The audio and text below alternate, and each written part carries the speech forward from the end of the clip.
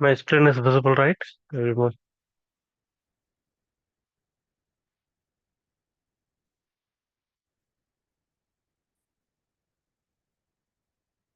Yes. Oh, great.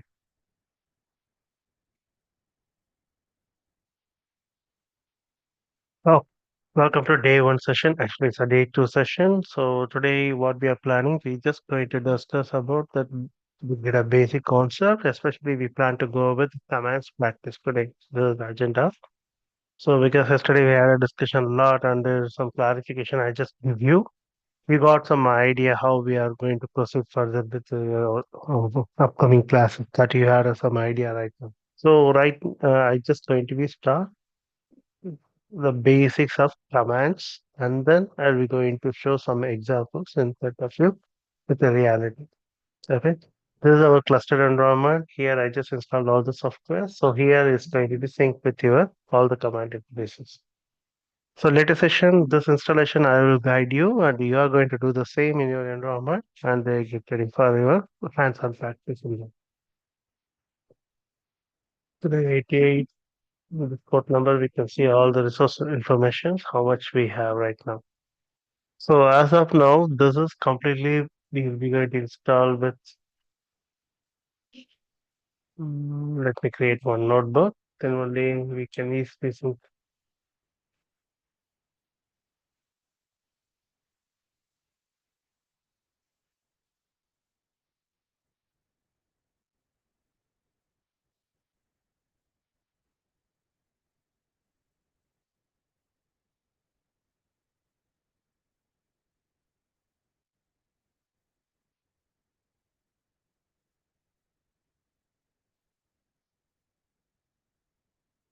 well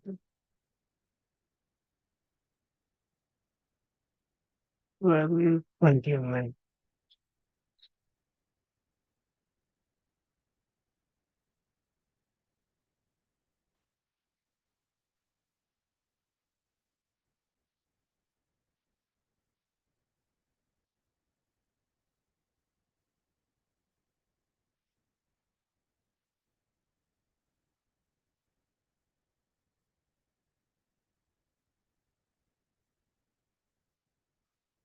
Command. So this is mostly history of commands. That's we are trying to discuss. And before discussing this one, we will be going to discuss with some architecture also.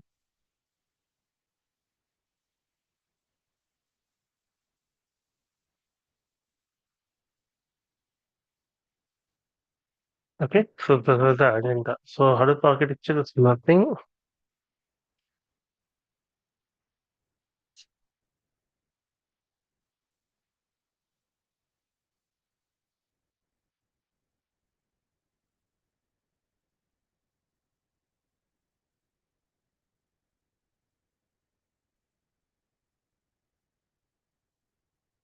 Okay, so this is the sample architecture. So what it will do, what are the data we are going to store it? It will be generated as a cluster. Those clusters is going to be reactive. So cluster means multiple nodes is involved. That's we are calling as a cluster. So here one will be act as a master. Rest everything is going to be react as a slaves. The master and slave architecture they are using it. Here also we are doing the same. As of now, we just noticed here we have a three node cluster. In this three node cluster, three of them is a slave.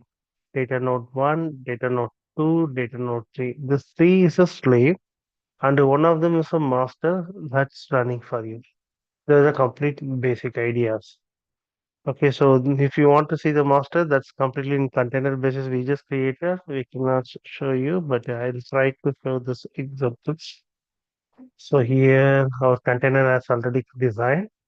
One we have created a master node and the data node one, two, three. The three we just created and the other two this is resource manager nodes we just created right now. So what will happen? Name node what role we are requesting as any process related operations. Other three node is going to be processed. The resource allocation for each node, how much we have to dedicate it, that information will be provided by your here. Okay, this is the same thing. They will provide us an architecture references only. So name node, overall the client, they are going to send some request or fetch some data from our cluster environment. The client request will be reached into name node. First, name node only can understand, okay, what kind of a request is it, what we have to proceed further. Something like it just going to be understand it, and then it just going to be start the functionality process. This is the base way is happening always. So if I want to see the information of our node, we can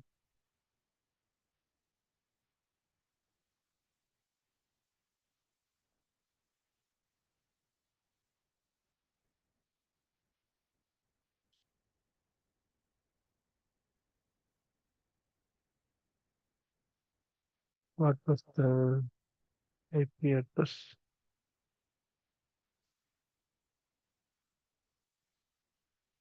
Just a minute, I'll show you that also.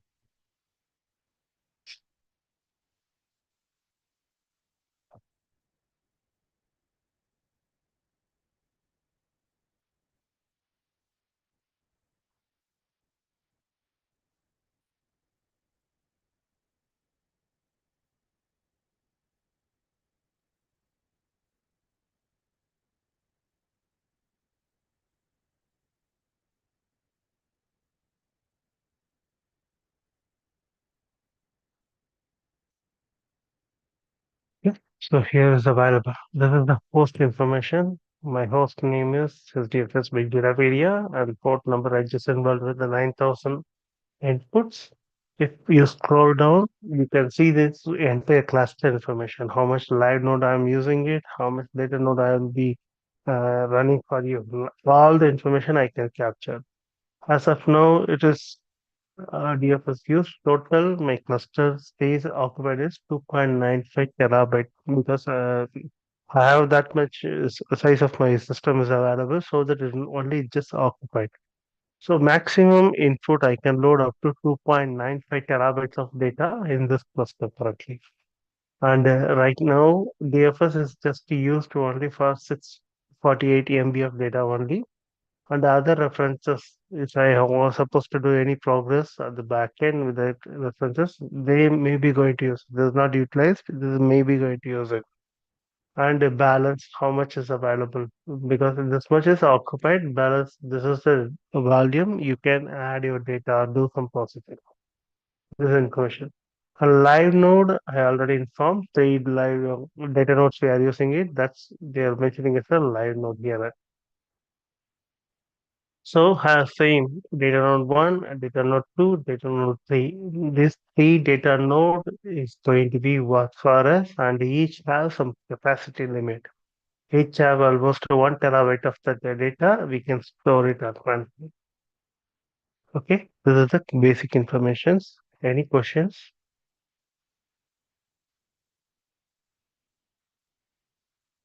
as of now? No, I'm good. Oh, so next to that, all the replication is about involved and some blocks are involved to process the data. So why replication is important? Because we have designed with the three node cluster. If suppose any one of the node is down, we cannot extract the data from there. So we need to lose the data. To avoid that, we are maintaining some replication to replicate the data from one node to other node. Let's see some examples in front of you to get detailed information.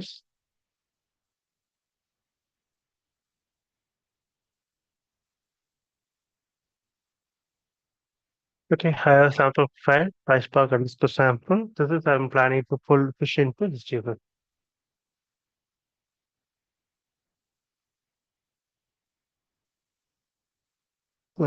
Users, big data. So user big data pedia is a kind of virtual layer. We are pushing this data into this environment. This is the plan as of now.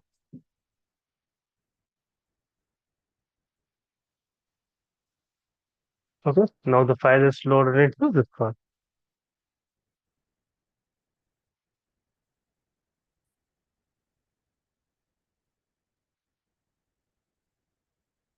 Okay, here you can see This path, the file is available with the three replication and the group member is a Bigdata, sorry, the user is a Bigdata, group user is a super group we just added. So this file size is almost occupied 223 bytes of data. If it is a three replication means it should be 223 into 3. It's almost 669 something it will be. So this much data has occupied in the backend for you. So where this data is loaded, that is the question we must know. So there is a first command to inject the data. I just copy this one.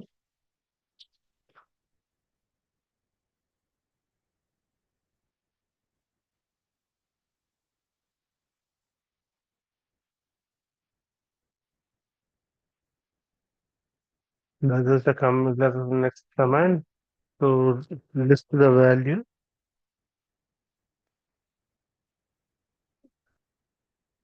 Now I want to see where this file is located. FFPFS hyphen FSCK, this part.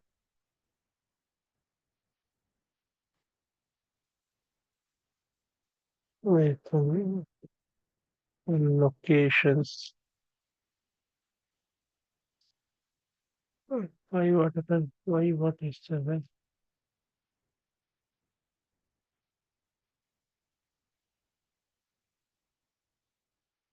okay? Adobe FSCK, I guess.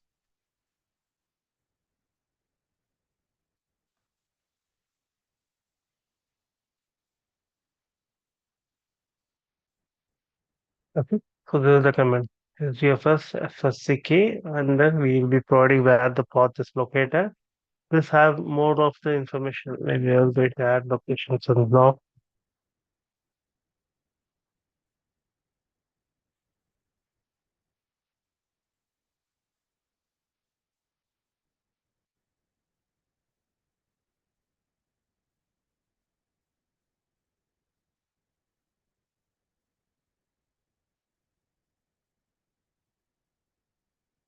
Total size, total file, replication, number of data node is involved, but I don't know where the location information data should populate.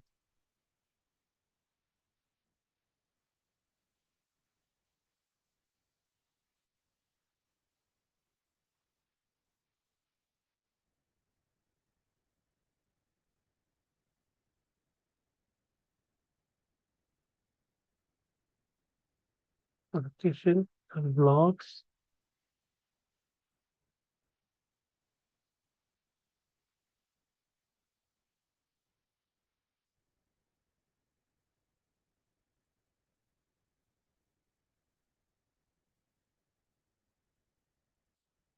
And let me go and see here. Here also we can see this information. The same path I just showing you. So here the file, whatever the file we inject, that information we are getting here. I just try to open it. So here there is a block ID. This is I try to extract through command, but unfortunately I cannot do that. There is a block ID and there is a pool preferences and there is stamp preferences and what is the size of the data, what are the nodes involved. This information we just captured. There is a single block. We have very less data so that this is completely stored as a only one block right now. Each block have a unique ID number. Okay, there's information. If suppose I'm going to load a big value of data values in this environment, then you can see multiple block numbers here. So each block have this basic numbers. There's some block ID is available. And based on this block ID, you have full references is available. And this is a generation stamp. There is a connection between generation stamp and block ID is available. This is going to be maintain all your data. So if any failures has happened, you want to extract the data at runtime, this is the combinations will help you to replicating it. During the replication also, this is going to be monitored and where the data is lost. That information is immediately captured and inform you to, so inform to name node. Name node will be initiate the further step immediately. This is the thing is happening in the backend. Mostly, if you go for the interview, they will be asked the backend layer of replication layer, what is happening, how the replication is reacting. So how you're going to find whether this properly replicated or not, that information. So based on this information, we can extract it. If I suppose I want to reduce the replication or I want to increase the replication, that is also possible. It's a simple command.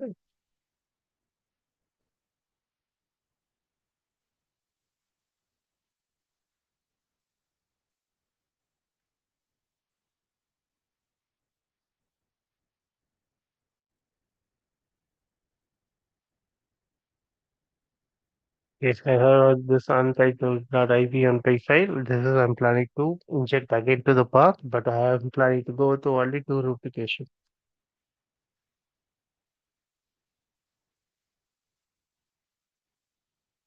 It can put it can be SS dot application equal to true. Mm, and it will also to use the Bigdata PDF.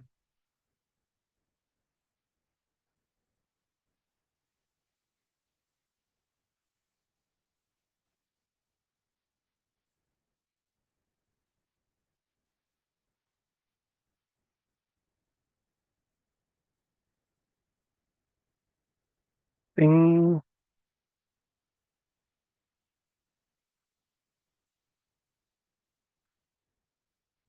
this is correct. Right?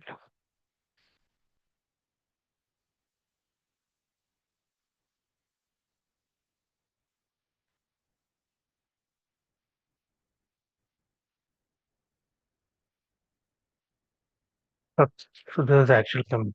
So wherever I mentioned DDFS, then only now let me go into this the value.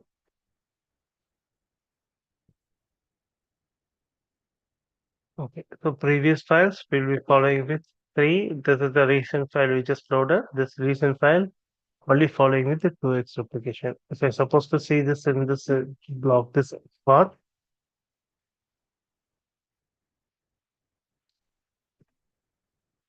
you can see untitled have only two node availability. Previous one file will be go with by default 3x replication. So it will be following with the three node availability. But here you can see only two node availability as well. Okay. So hope you got some idea about replication. I hope so. Any question related to that? Yeah, in real time, how you decide the replication factor and what's the default value, something like that, it will be there. Or and as of now, you have shown me on the fly we can change the replication factor, but in real time, how the value will be set? As a By we default, yeah. yeah, please proceed.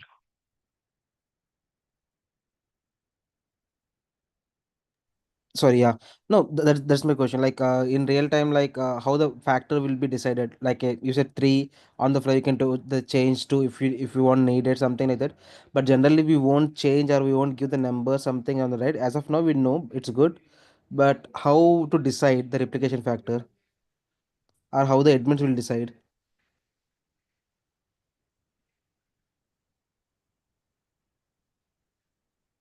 Did you get my So question? replication, yeah, I got your question. One minute.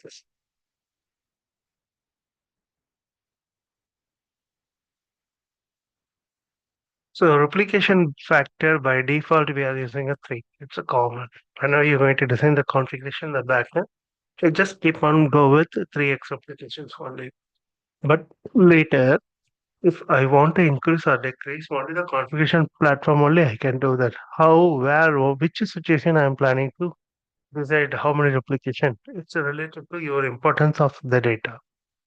Some of the data is very, very important. You have to fetch the data very faster. This replication will help you fast because it will not be wait for the queue. Wherever the data is available, it's going to be fetch the data from the node and initiate the process. Also, the important things.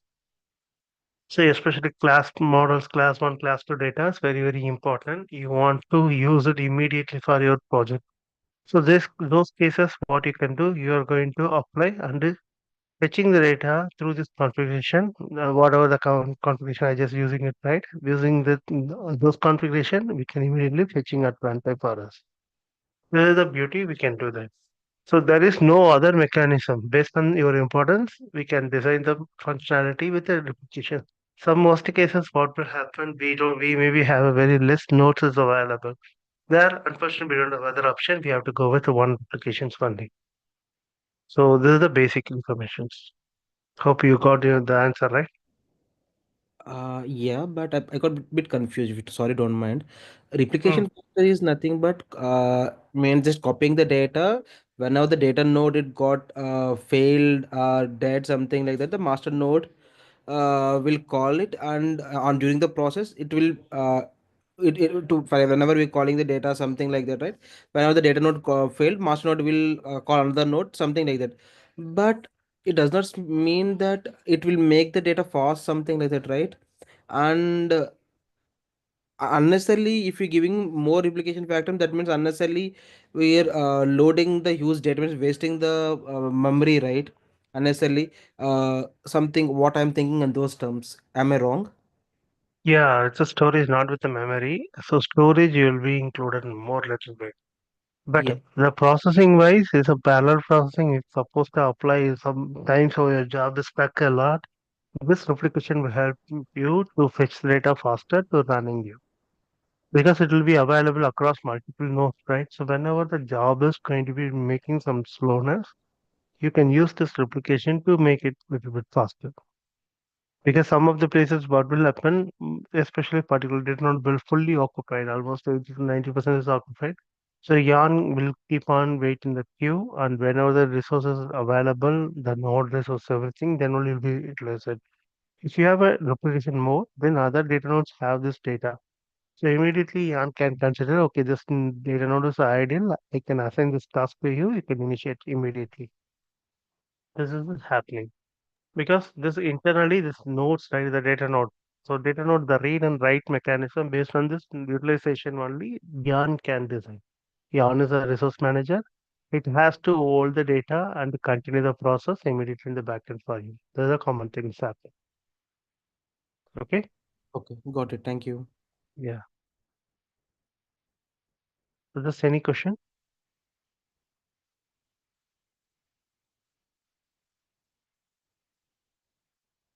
The backend, all the data will be followed by some block ID references only and then this replication factors. So the block ID is going to be fetch the data when you're going to call call the files for the processing operations. Okay. Any question as of now, or are we good to go next?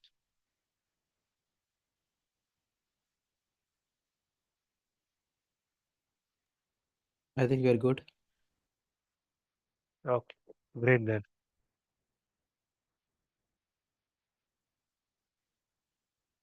Okay, so hope you have got some idea about name node, data node, duplication, and block. By default, we are using 128 MB of blocks.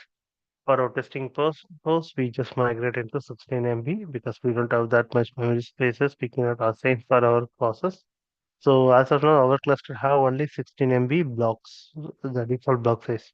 But in real time, the people are giving you with 128 MB of block sizes. Application, data node, and a read and write mechanism, everything will go and communicate with your name node. Name node have all the metadata. Metadata is nothing but where this file is loaded, what was the file size, and how many replication is just involved, and where this file is stored in other data node, all the information stored as a metadata. Whenever I'm going to fetch the data, this main node only can understand from this metadata catalog and provide you the data immediately to you. This is happening. And rack is nothing but which node you are planning to hold the data. That information he will be maintaining with a rack. So mostly that nodes we are going to deploy, that's called as a rack server. So how many rack you will be going to involve and which rack have the data node, this information you can extract from here. Got it? Yes. Oh.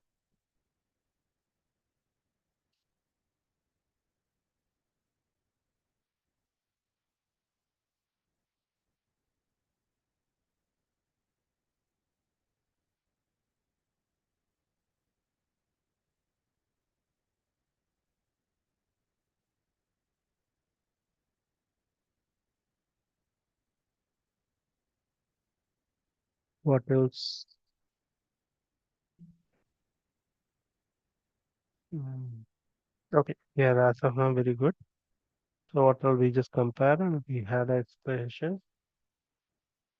And yarn we had to discuss. I forget to discuss with you.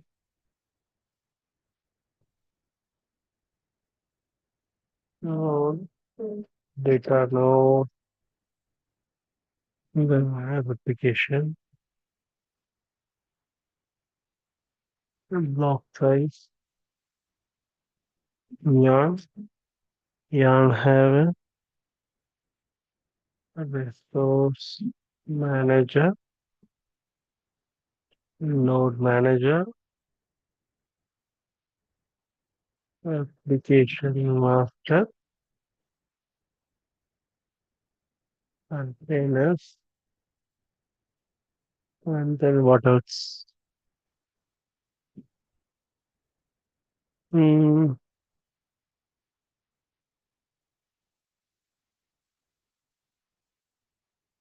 okay, we'll just do first yarn.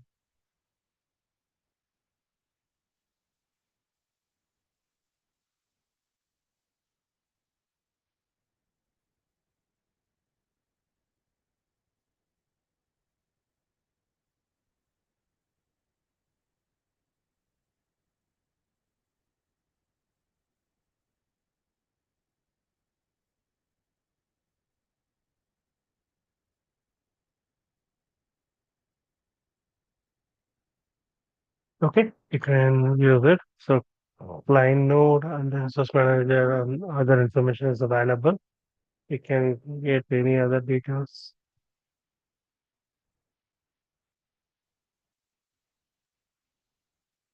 This is a bit clear. So right now the client is available. This client node is going to be run with your resource manager. This resource manager is going to be scheduled and running it. So the same we are going to approaching right now. So this resource manager, well, what are the how much resources available? Those information you can capture and it's just going to be sync with your node manager. Node manager is nothing but each data node internally has a node manager. So here is the information.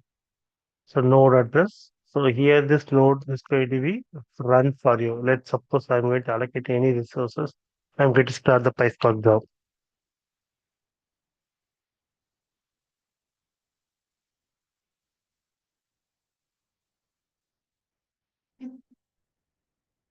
As of now, nothing was involved, so everything shows as a zero utilizations as of now. Now I'm just going to start the PySpark program, and let me go into this page.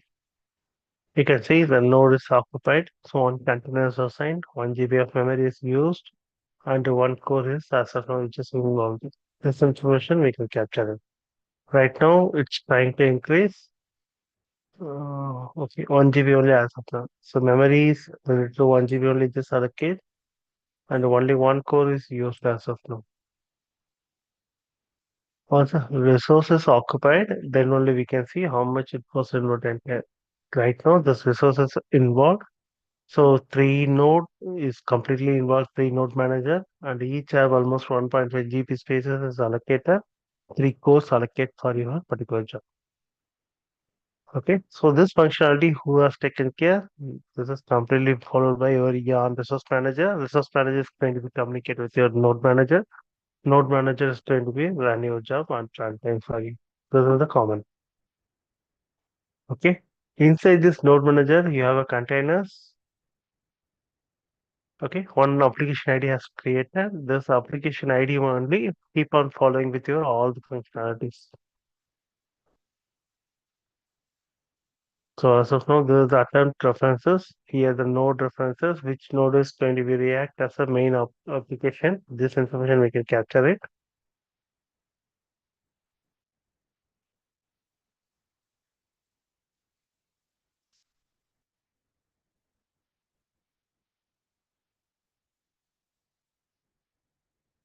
Okay, so this is the Spark job references. What are the job I assigned? Immediately in the backend is just going to be synced and done with your node references only. This node is going to be monitoring. So here you can see some queues. So queues is nothing but how much the capacity you are going to assign for this particular job. That information will be declared as a queue. So if you are doing some project for development, some project is in production deployment, both did not interfere in the same in that is spaces or that occupation sizes. That's the reason they are designing separate queue. Based on the queue only, you are trying to fetch the data and do the process at runtime for you. Okay, are you clear right now? Yes.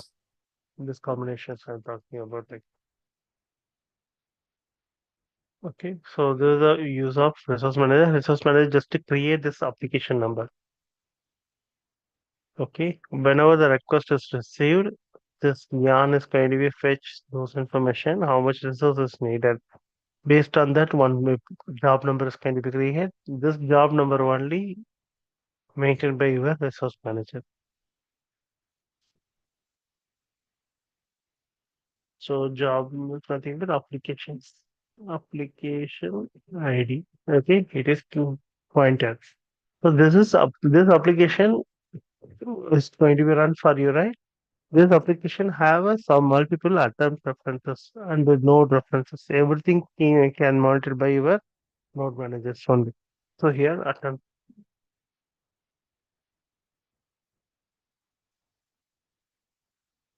Okay. So this is going to be monitored with your node managers. Application master is nothing but just going to be allocate how many tasks is involved. Whenever I'm going to run the query in PySpark, PySpark will have some tasks. So let's say spark.sql show.databases. There's a simple command. Okay. Understanding purpose, I just going to be created right now. So whenever I'm just going to be fast it's just running for you.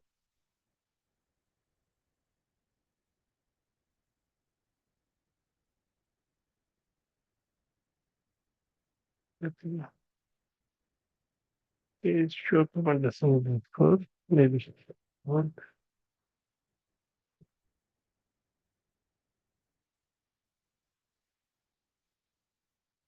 Okay. Some operation is happening, right? This is a kind of task for you. So this task keep on monitored by your application must. Completely how many tasks is involved, either this task is failed or application is down, we cannot continue. I want to run from some other environment, all will be monitored by your application master one day. Each data node have a node manager have a application master based on your job. So this job is going to be run with your task at well. This is common things. Okay, so every job have one application. Those one application have a multiple attempt based on your resource duplications and resource availability and all. Those multiple attempts have a multiple task. Those tasks is going to be run and the output come back to you. This is happening. So what is container then? Any idea? What is the purpose of container?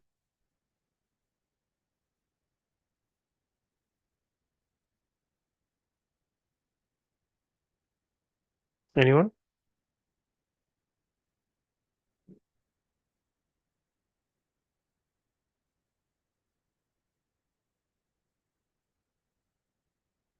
Okay, fine. Container is nothing but the job you're trying to run it right. It has to provide some spaces to run your job. So mostly whenever you're going to run your even your laptop, normally your processor, the processor and the memory has to combine together. Then only the particular action is going to be complete. This processor and the memory. So nothing but the application must have a task with the processor and the memory has to be allocated and continue the process. This memory allocation is nothing but we are calling as a container. How much memory is just involved? Almost each Java have 1 GB of memory, right? This memory allocation create as a separate container. Those place only the core is going to be run for you.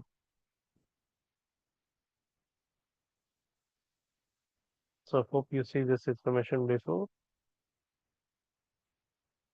So three nodes is available. Each have a one container. This container involved 1 GB of memory, one core. Same like this container involved 1.5 GB of memory, one core.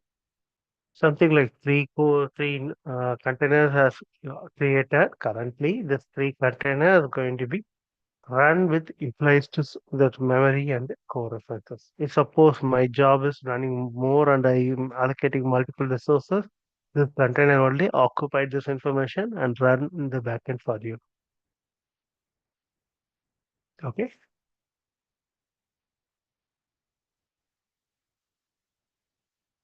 is it clear, guys? Yes. Any question as of now?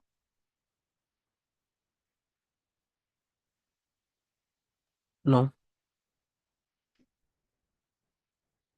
Oh, so this is the repeated questions or commands you're going to use it. So you are going to insert the file and list the files and where the files are located. This information and any replication changes. This is going to use it. The same thing whenever you're going to use it, a Hadoop cluster environment, you're going to approach it. Some other command is available. This is a basic command. Mostly repeated, you're going to use this commands in your real time. EMR cluster is the inside or a data pro cluster where you're going to work with the cloud. They also have to use the same command to fetch data or pushing the data at runtime. Okay, same thing is going to be the path is going to be added with the AWS means S3 colon something. GCP means it will come with the GCS colon. Inside S3 inside means they'll be providing with the ADFS commands. So ADFS and then the path has to be added. But this command is same only.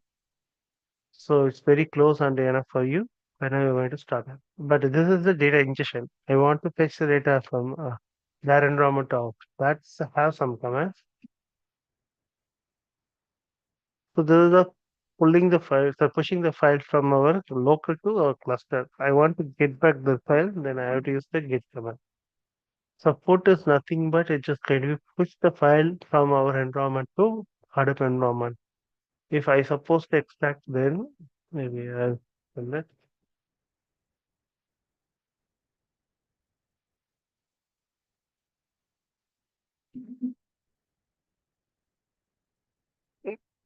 Okay, this is right. Currently, there is no files is available. In this space, I want to pull the data from HDFS to or local. Then how can I do that? DFS, DFS hyphen get. Before it was put, now get you want to use it. And then there is a path already the file is available. We had a discussion slot. Okay, so I use the ls command. There is a path, the file is available. I just copy the file path, mention it here, and this has to be stored into our local path. So local path already I mentioned, just this path only we are planning to load it.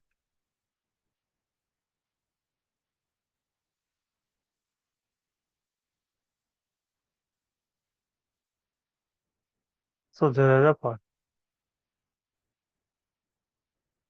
My own slash this. Okay, in this path I'm planning to pull this PySpark example from Hadoop to our local environment. Okay, let me going to see this path right now here. Okay, the file is received 4 seconds ago, which means just recently we just pulled the data from our Hadoop and store it our local for some validation purposes. I can give the command ls. With now I can able to see it. Before I just provide the same command ls, it doesn't. Now this data I'm pulling from our cluster to our local environment. Okay. So this command also you are going to use frequently to get the data from your Hadoop cluster to local environment. Okay. So once I pull the data, I want to delete from the Hadoop, then that's also possible. You have to use the command rm command. Gives us like an rm, and then you can declare the path. So the local, not from the local, it should be delete from our Hadoop. So if I suppose to execute, then if this file is going to be delete from your environment. So right now PySpark sample file is available. Now let me going to run this query to delete this file from our environment. Okay, delete tab. which means it's deleted from your Hadoop cluster, not from the local. Right now, if suppose to refresh, I can see the file is deleted. Before it was available, now it's completely deleted. So some of the cases you want to delete the data, that's also possible. So using this command, you can achieve it.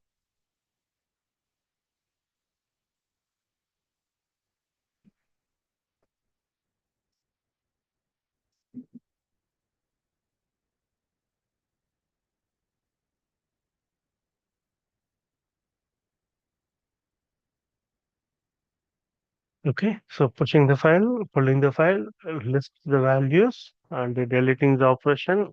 This are also repeatedly you're going to do that. Mm, any other important command? Okay, one more thing is related to copy. That's we can include. I want to replicate the file. It's not a replication of your block. The same file I want to copy and store it somewhere else. Then I can use cp command. Cp and mv command. Mv is moving the file. You want to switch from one folder to another folder inside the Hadoop path. Then you can use mv command. Another one is cp command. Let's proceed from mv command.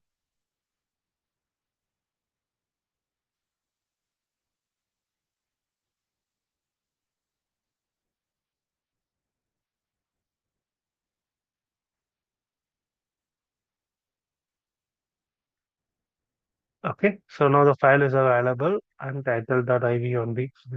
This file I want to move from here to Hive path. So this is the Hive path. Okay, nothing is involved. Now I just want to move this file from this path to inside this path. Then I can use mv command. Mv from this path to this path. Both of them Hadoop path only, not in local. Just the first path will be we are planning to migrate the data from one environment to another. Okay, now the file has successfully moved and I cannot see the file in our environment. Previously it was available. Now it's not available. Okay, but it's located into this path. So previously, this file is available in our normal slash user big datapedia, this path only. Now slash user big datapedia, Hive inside the folder, this file has to be stored. Okay, got it? So this command help to migrate, move the file one place to another places.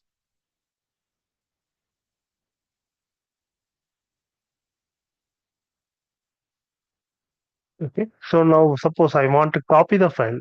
I don't want to move because this is the same file I'm going to use somewhere else. Then I have to use the command as copy. So the copy command is cp that I can use it and copy from this environment to local also. Previously it's not available slash user bigdata PDF path, but it's available in Hive path. From Hive path, I want to replicate. It's not a replicate, it's just copying the same file from one to another places. It's 3ss hyphen cp. There's the path, Hive path, the file is stored. From here, it has to be loaded into. I don't know. So both places now it's available. Here also the file is there. Here also the files is available. Oh, okay.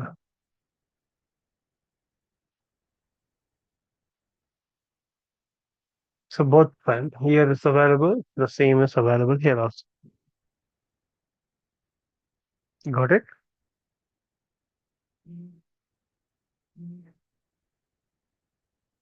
Any question as of now?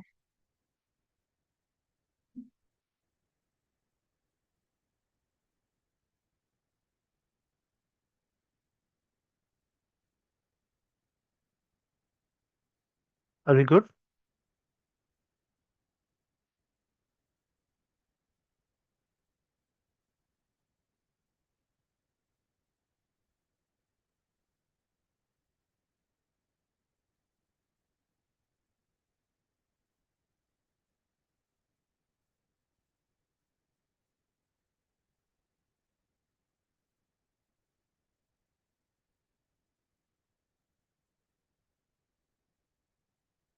And we go next.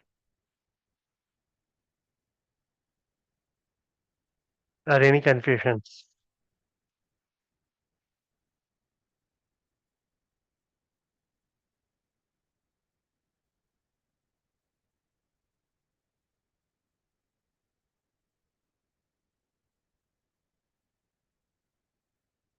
Guys,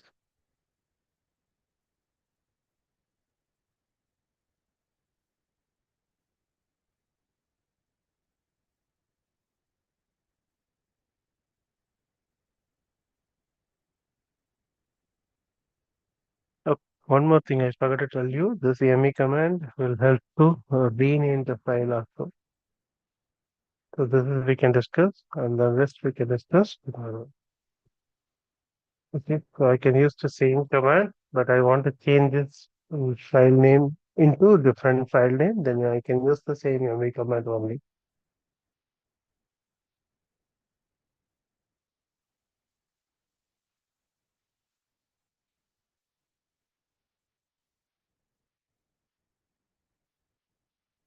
Okay, here's the file name I'm planning to modify.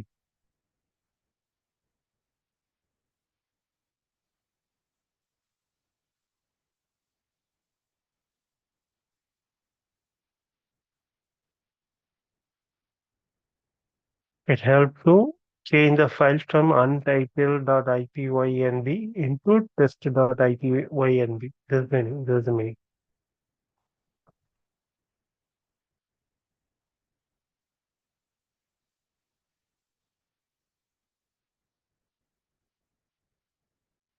Okay, so well. This is the way the functionality you can achieve it and do the process with you. Okay, so today this is enough, I guess. So you have to do some practice. Then next week you will be discussed with some Hive commands. Go in detail manner. Mm. Because how the Hive is going to be communicate with your environment with Hive commands and all that we are going to plan and see some practice and then only you get some more idea about it. Okay, so any question as of now? Arvind, Pankaj, Satish, Shishad, Sudeep, Lakshman, and some others.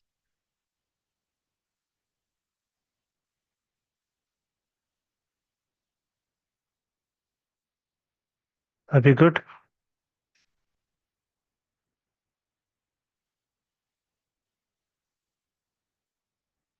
Okay, somebody can confirm in the chat window. Others?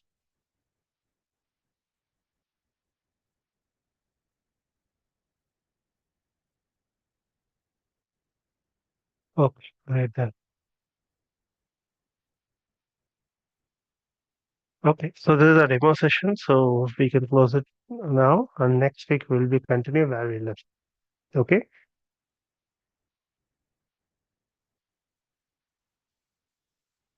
if you have any question, we can discuss. Otherwise, we can close it today.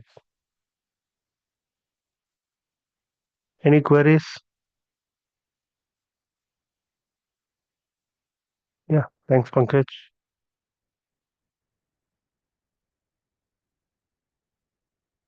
Others? Next week we plan to discuss with the Hive. We are planning to create some tables with the Hive, and they use these commands to inject and big data. And then we are planning to create some tables on top of that. Okay, Satish, thank you. What about others? Any queries? Hey, sorry, I'm back. No questions. Everything is good. Oh, okay. Thanks, Sudhir. Okay, so got some idea as of now, right? That's my expectation. Yes. Oh, nice, nice. Okay, so already I mentioned you, Pankaj, if you required, uh, just text me in WhatsApp, then we will discuss further. No problem. Okay, Sure. okay, buddy. Thank you, everyone. Thank you. Thanks, team.